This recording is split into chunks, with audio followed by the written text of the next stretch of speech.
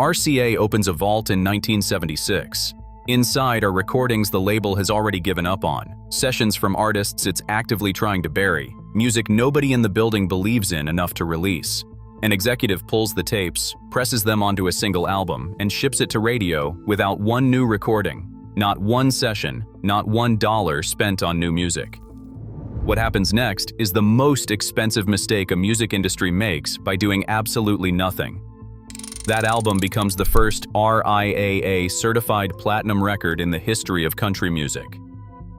10 albums. Every one of them dismissed, shelved, rejected, or abandoned by the people paid to know better, and every one of them went multi-platinum anyway. The last one on this list was made while the man who recorded it was washing dishes in a Nashville restaurant. Every label on Music Row had already told him no. That album saved country music, and Nashville spent years pretending it had been listening all along. These are 10 country albums the labels gave up on that went multi-platinum anyway, ranked from Nashville's most embarrassing oversight to their single worst call in the history of this genre. Stay with me until number 4. The label that passed on that album thought it was a demo tape.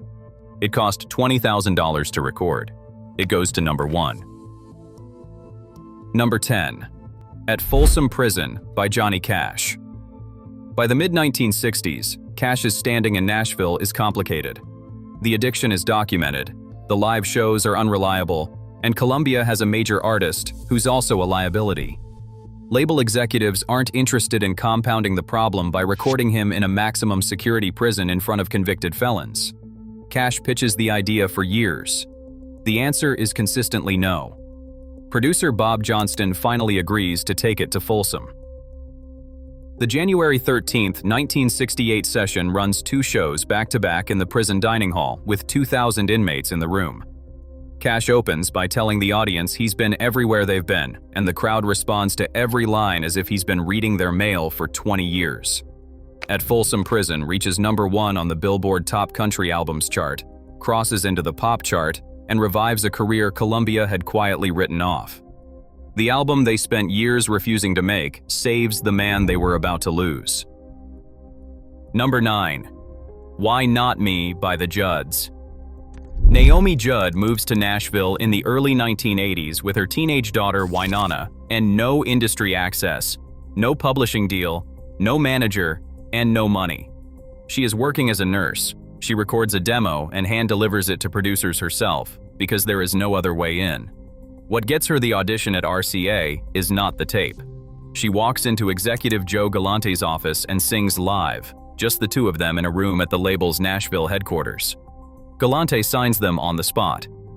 Why Not Me goes number 1 on the country album chart, and over the following decade, the Judds win 5 consecutive CMA Entertainer of the Year awards and become the most decorated duo in the history of the genre. Naomi Judd gets in because she walks through a door nobody invites her through and sings until someone has to say yes. Number 8. The Foundation by Zac Brown Band. The Foundation exists because a record label collapses underneath it.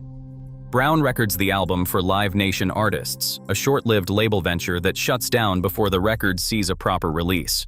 Atlantic Records steps in and picks up the deal. Atlantic has nothing to do with making the album, and they simply inherit it. The Foundation goes 5 times RIAA certified platinum, and Chicken Fried, a song Brown writes years before any label deal and nearly gives away for free, becomes one of the most recognizable opening guitar figures in country radio history. An album made by a band whose label implodes before release, rescued by a company with no creative input whatsoever. Number 7. Guitars, Cadillacs, etc., etc. by Dwight Yoakam. Nashville hears Yoakam and hears a problem.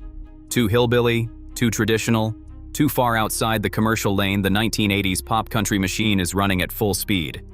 Every major label passes, and Yoakam doesn't go home.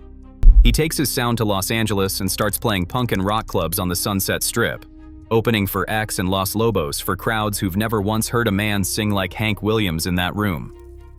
He releases the album independently on Oak Records in 1984. The crowds grow. Reprise picks up the release and relaunches it nationally in 1986. The album goes 2 times platinum. It arrives at exactly the moment Nashville's radio programmers are telling the industry that this sound is finished, and Yoakum builds his entire audience in the city. Nashville told him had no interest in what he was doing. Number 6. Kane Brown by Kane Brown. Every label on Music Row passes. Brown has no connections and no conventional path in, so he starts posting covers on Facebook in 2015, and something unusual happens. The audience arrives before the industry does. His cover of George Strait's Check Yes or No reaches more than 15 million views without a label, a publicist, or a radio campaign. RCA Nashville signs him after the audience already exists. The self-titled debut, released in 2016, makes him the first artist in Billboard history to lead all 5 of the publication's country charts simultaneously. Nashville doesn't create this audience. It shows up late and puts its name on the ticket. If you're watching this and starting to feel the pattern, hit that like button right now. It helps this video reach people who want the real history of country music. Subscribe to The Country Cut if you haven't already, and stay with me. The final 4 albums are where the stories get almost impossible to believe. The man behind number 1 is washing dishes the night he pitches his album to the last label that'll hear him. He's the reason country music survives what's coming. Number 5. Taylor Swift by Taylor Swift. RCA Records signs Swift at 14 on a development deal. The arrangement means the label holds her career but isn't obligated to release anything until they decide she's ready, which the label suggests could mean waiting until she's 18. She walks away at 14 and co-founds Big Machine Records with Scott Borchetta, a man who'd never run a label but believed she was ready now. Her self-titled debut, released in 2006, spends more than 3 years on the Billboard 200 and is certified 5 times platinum. RCA has the artist who becomes the biggest name in the history of country music under contract and lets her leave because they're not sure she's ready yet. Number 4. Red-Headed Stranger by Willie Nelson. Nelson records the album in 3 days at a Texas studio for $20,000. He brings the finished tapes to Columbia, and the executives listen. Their response: this sounds like a demo. They want him to go back in and produce it properly, to layer it, to make it sound like what the Nashville sound, the polished, string-heavy production style that Chet Atkins and Owen Bradley had built into the industry standard over the previous 2 decades, told everyone a finished country album was supposed to sound like. Nelson has full creative control written into his deal, and he declines. Columbia releases the album exactly as he recorded it. Red-Headed Stranger hits number 1 on the Billboard Top Country Albums chart. Blue Eyes Crying in the Rain becomes his first number 1 single, and the album sells more than 2 million copies, RIAA certified double platinum. The executives who hear a rough demo hear something that costs the average Nashville album budget in a single week of promotion. Nelson hears a finished record, and the chart settles it. Hold that thought about Columbia, because when number 3 happens, the label watching is RCA. Number 3. Wanted, The Outlaws. RCA Nashville executive Jerry Bradley watches Red-Headed Stranger explode in 1975 and wants that same momentum for his label. He opens RCA's own vaults. Inside are recordings from Waylon Jennings, Willie Nelson, Jesse Coulter, and Tom Paul Glazer, sessions the label has already stopped promoting. Music RCA considers finished business. These were artists the Nashville sound machine had tried to smooth out and standardize, and the label had moved on when it didn't fully take. Bradley doesn't record a single new song. He pulls the old tapes, sequences them into an album, designs a Western Wanted poster cover, and releases it in January 1976. Not one new note is cut. Wanted. The Outlaws becomes the first album in the history of country music to be RIAA certified platinum. It reaches number 10 on the Billboard 200. The label mines its own discard pile and makes history by accident, because every song on that album is already sitting in a vault, waiting for someone to stop ignoring it. Number 2. This One's For You by Luke Combs. Nashville won't touch him in 2016. Combs builds the audience himself, playing clubs and grinding the road before Columbia Nashville enters the picture. The debut album spends 50 weeks at number 1 on Billboard's Top Country Albums chart, tying Shania Twain's Come On Over for the longest reign in the history of that chart. He becomes the first artist ever to send his first 5 singles to #1 on the Billboard Country Airplay chart. Not one misses. The label that eventually signs him has nothing to do with the audience that makes all 5 of those #1s possible. They arrive after the room is already full. Number 1. Storms of Life by Randy Travis. Travis moves to Nashville and starts pitching to labels, and he's turned down by every one of them on Music Row. He washes dishes and cooks at the Nashville Palace to pay rent, while his manager Lib Hatcher keeps walking the demos back to Music Row. Every major label hears him, and here's a problem. He sounds too traditional, too close to the honky-tonk roots the Nashville sound had spent 30 years polishing away. Warner Brothers finally signs him in February 1985. His first single, On the Other Hand, peaks at number 67 and disappears. The label releases a second single, 1982, which reaches the top 5, and Warner re-releases On the Other Hand.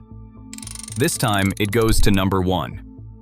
Storms of Life follows in June 1986. It makes Randy Travis the first country artist in history to go platinum with a debut album, and the first debuting country artist to go multi-platinum. The album's now RIAA, certified 3 times platinum. What Travis starts that year becomes known as the New Traditionalist Movement, a direct rejection of the overproduced Nashville sound, and it opens the door for every artist who follows him back to country's roots. In 2019, at the ASCAP Country Music Awards, Garth Brooks, one of the defining voices of that new traditionalist wave Travis made possible, accepts an honor and says this about the man who washed dishes while Nashville said no. It's 100% his belief that Randy Travis single-handedly saved country music, and that he wouldn't be standing there if it weren't for him. Every label on Music Row passes on the man who saves the genre. Lib Hatcher doesn't stop walking through their doors until one of them says yes. If you made it to number 1, you now know something the labels on this list spend years hoping you won't notice. The albums that change country music aren't the ones the gatekeepers decide to champion. They're the ones the gatekeepers fail to stop. Hit that like button if this changed how you hear any of these albums. Drop a comment below. Is it Taylor Swift walking out of RCA at 14? Willie Nelson forcing Columbia to release what they call a demo? Or Randy Travis washing dishes while Music Row says no to the man Garth Brooks calls the one who saves country music? Subscribe to The Country Cut and ring that notification bell. Every week, we go behind the stories Music Row would rather you forgot. And next week, the 10 country songs critics called too aggressive for radio that fans sent to number 1 anyway.